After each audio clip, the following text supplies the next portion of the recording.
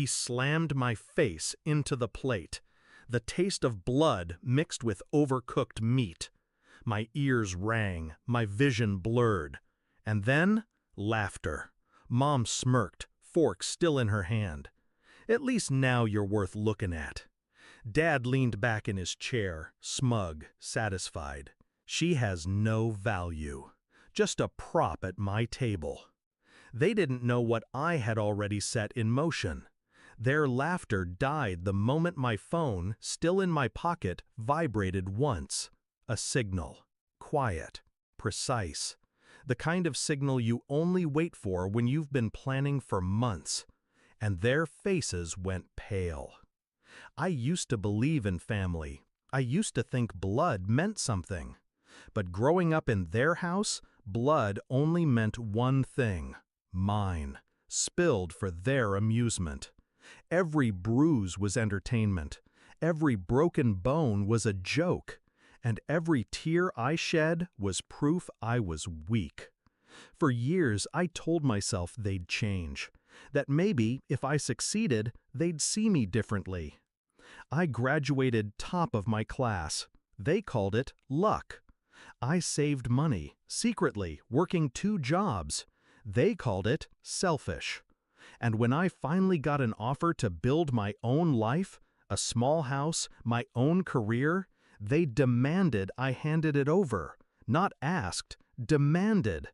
Because, as Dad put it, everything you are, everything you earn, belongs to us. The night he broke my ribs for refusing, I made my decision. That was the night the revenge began. I didn't fight back with fists. That would have been pointless. They lived on dominance, violence, fear. So I chose silence, patience, precision. First, I documented everything. Every bruise, every scar, every insult, recorded on a small device I kept hidden. Their words became weapons in my pocket. Second, I reached out. Neighbors, extended family, anyone who had ever witnessed their cruelty. Quiet conversations, careful nudges. More people willing to tell the truth than I expected. Third, I built the trap. Bank accounts they thought I didn't know about. Properties Dad bragged about owning in secret. Mom's habit of writing checks she couldn't explain. I traced every lie, every theft, every shadow. I wasn't their victim anymore. I was their executioner. That night at dinner, when he smashed my head into the plate, it wasn't pain I felt. It was confirmation. They had just given me the final proof of who they were. When I looked up, face bleeding, Mom smirking, Dad sneering, my phone buzzed. One vibration. The lawyer. Everything was in place. "I recorded that," I said quietly. The room went still. Forks froze in midair. Their smirks vanished. "What did you just say?" Dad's voice cracked. I wiped the blood from my lips. My hand shook, but not from fear, from restraint. I said, "I recorded that. And the last year. Every word, every bruise, every stolen dollar." Dad's face drained of color. Mom's smirk collapsed. I slid my phone across the table. On the screen, video thumbnails, hundreds of them, time-stamped, clear, inarguable.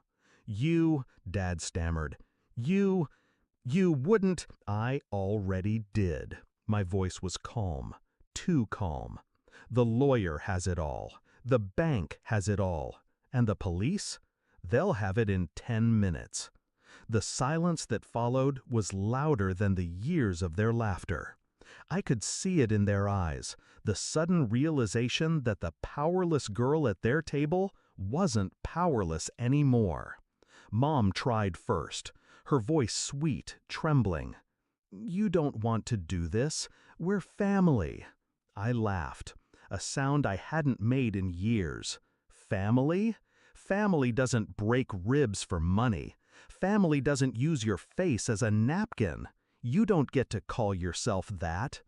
Dad slammed his fist on the table, but it was hollow now. "You'll ruin us!" I leaned forward, my face still streaked with blood, and whispered, "That's the point." Here's how it ended. Within a week, their assets were frozen.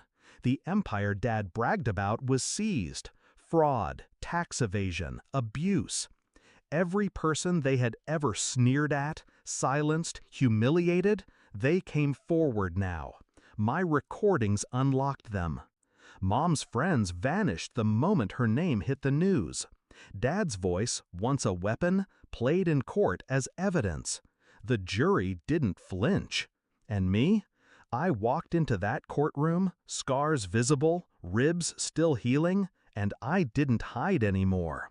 When the verdict came, guilty on every count, they didn't look at me, not once, because they knew I wasn't their prop anymore.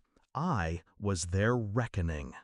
Sometimes at night, I replay that dinner, the moment my head hit the plate, the laughter, the taste of blood.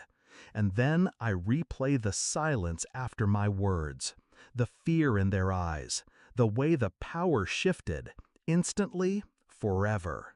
That's the moment I live for. Not the pain, not even the revenge, the silence. The silence when monsters realized the prey they fed on just set fire to the cage and walked out.